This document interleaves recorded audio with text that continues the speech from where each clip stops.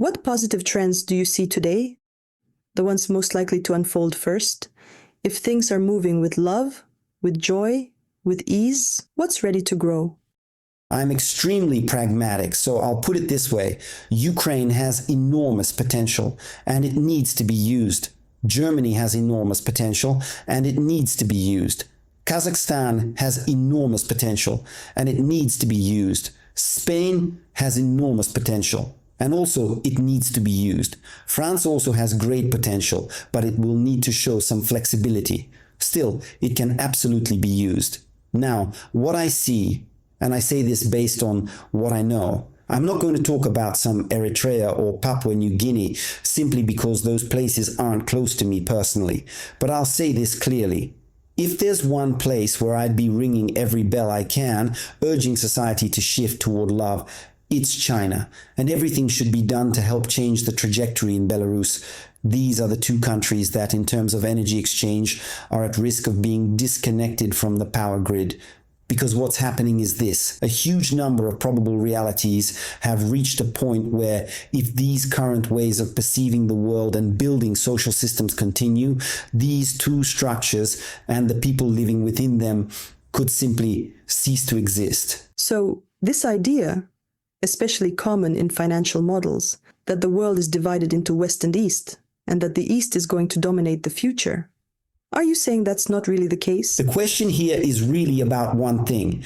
West and East are just different systems of values. For example, the so-called Eastern approach is said to prioritize spirituality.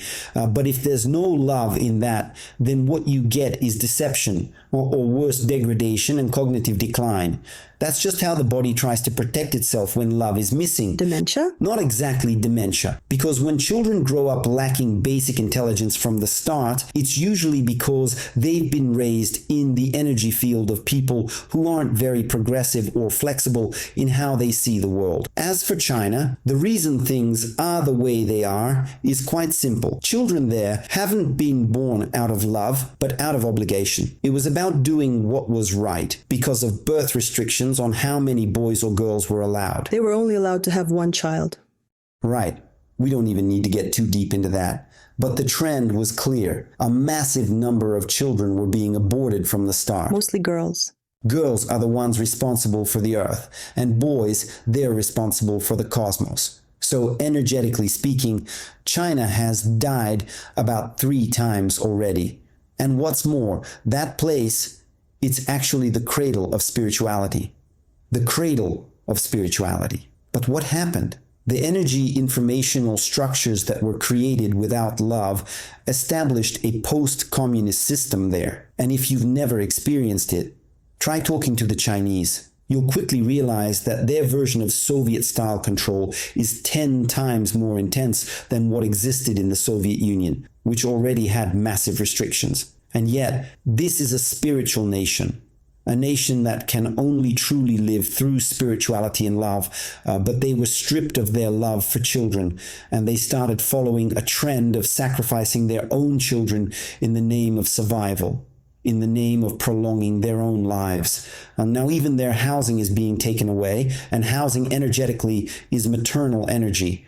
On top of that, their digital systems now monitor everything, deciding who's good, who's bad, who's right, who's wrong. So what you have there now is a self-destruction program running at 10 times the normal intensity. So when people say that China is preparing to become a global leader, that we're heading into a bipolar world of America versus China, I don't know. To me, that's like life arguing with death. It's like, what's the point of discussing a future with those who won't even be there? But you also mentioned earlier that the West will be going through its own transformations, including the central bank's shift to digital currency? Everyone has their strengths and weaknesses, and the root of both is simply the amount of love. The more love and kindness there is, the greater the chance to rise above it. But the more tolerance there is for what leads to degradation, the harder it will be to change anything. And I can honestly say, I don't see any problem with digital currency. In fact, I believe it can become stronger, better, and more refined if it's built on love. But if it's built on control, on fear, on prioritizing trade, profit, financial pyramids, and false values, then it will collapse. Now, as for Belarus, I didn't finish earlier. If people there hadn't resorted to surviving by going into special structures like the military, police, and other state agencies, Belarus could have had a strong path toward development. But at this point, I'd say they need to go all in, give everything they've got, and show some kind of collective breakthrough. Otherwise, Belarus risks turning into a gray zone. Then let's circle back to the question about positive trends. What's already present today that could actually grow and take shape? Well, there are plenty of positive trends, a lot of them actually. What's already here on Earth, something good that could start to sprout? Look, what's valuable on this earth is people.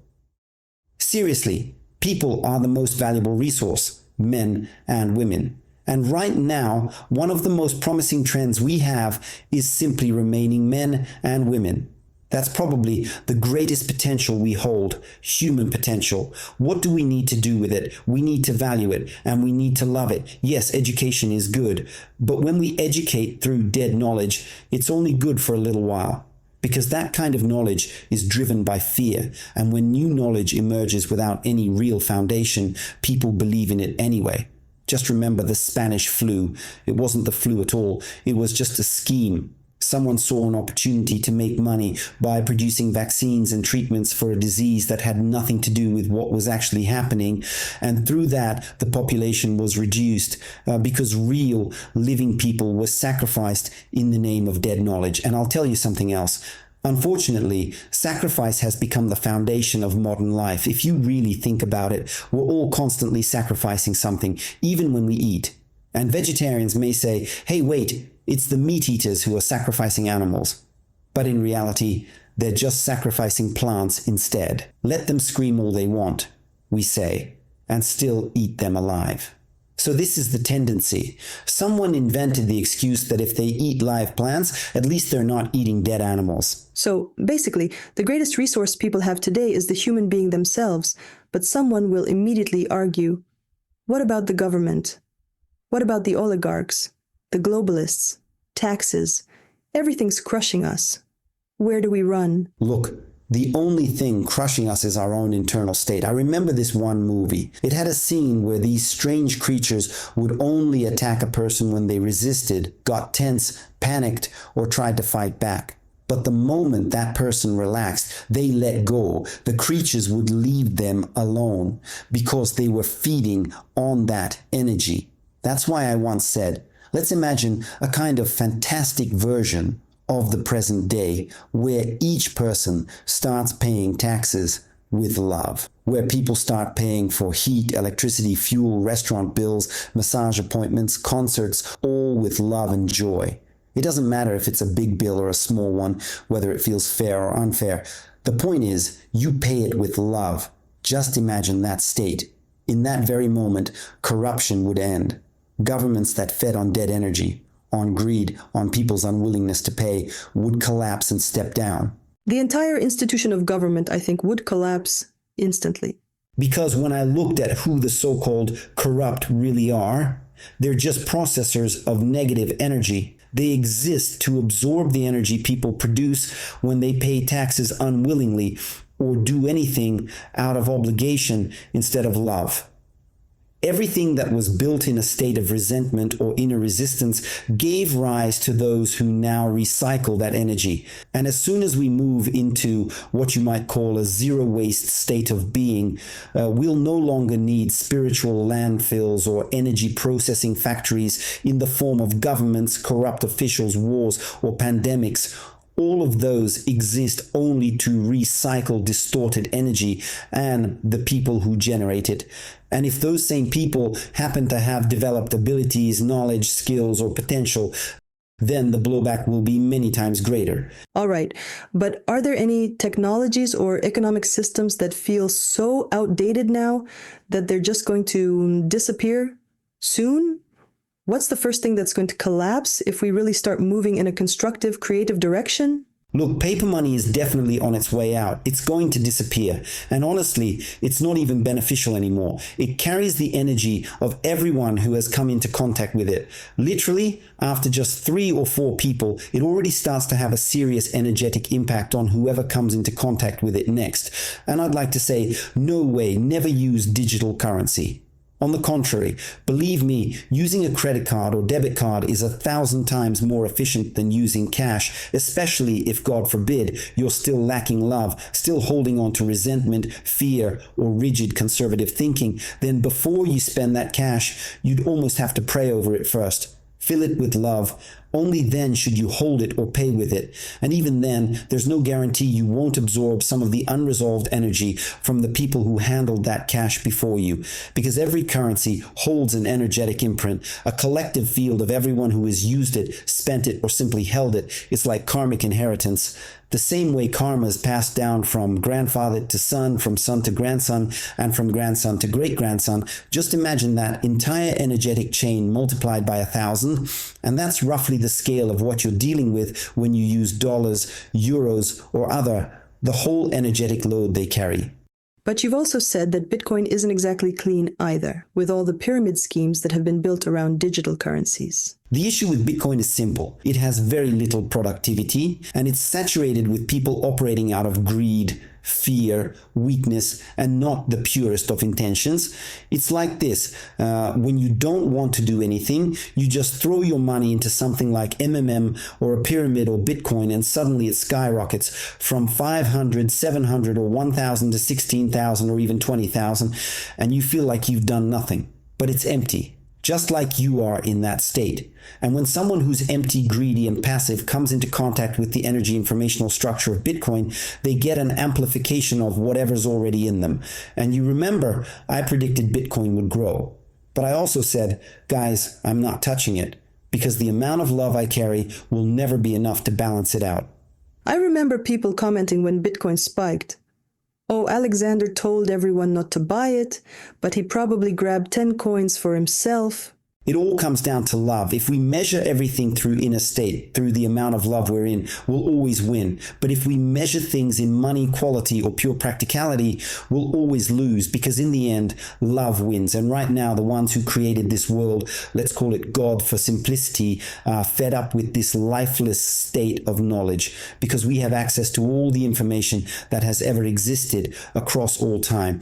But there's one small catch. We need love to access it. Once we have love, and I'll say this, love and funding are one and the same, then we can walk into that universal supermarket and pick up whatever we want, because everything is there. So when we collectively reach the necessary level of love, we'll walk into that supermarket and take whatever we need without having to pay. With the inner states, we're still just learning how to embody. So overall, this shift to digital currencies, the official bank-issued ones, is that a positive thing in your view? Yes, it's a positive trend. Anytime we shift from one form to another, that's always positive, even if it seems like it could bring hyper-control or the ability to manipulate people or even disconnect them from the digital system. But look, let me put it this way. We don't stop making vitamins just because someone might eat an entire bottle and end up with vomiting and diarrhea. We don't ban apple juice just because someone might drink 10 liters of it and feel sick. We don't get rid of computers just because people might find dark content online or become addicted to games. We don't ban cars because someone could crash and die in one, even though all of that is true. The issue is, when people live in fear, they always imagine the worst case scenario. And by doing that, they pull that reality toward themselves. So someone might say, well, why do stores even sell alcohol? You could blow your whole paycheck on it, get drunk, and die. That's exactly how society tends to think. Through negation, through denial. And the moment society shifts to a constructive mindset, everything changes. Like I said before, when someone does something with love, it triggers the law of return. Do good, and good will return to you multiplied.